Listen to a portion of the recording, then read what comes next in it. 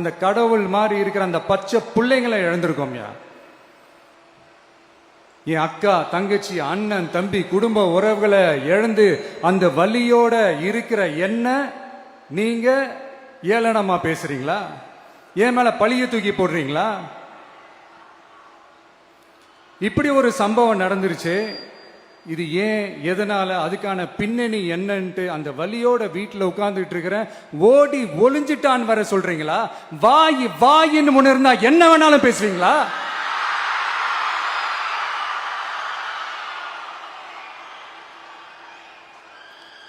மக்களே, நான் உங்களையே கேட்கிறேன். அன்னைக்கு அத்தனை கிரௌட் இருந்துச்சு. அந்த கிரௌடுக்கு தகுந்த மாதிரி போலீஸ் பாதுகாப்பு கொடுத்தாங்களா?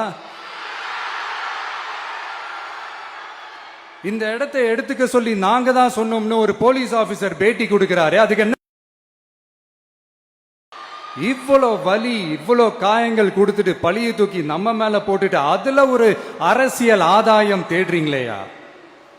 இதுல வாய் கூசாம சட்டசபையில ஸ்டாலின் சார் நம்ம மேல திருப்பி விட்டு அங்க ஒரு அரசியல் செய்றாரு. அதுக்கு என்ன அர்த்தம்?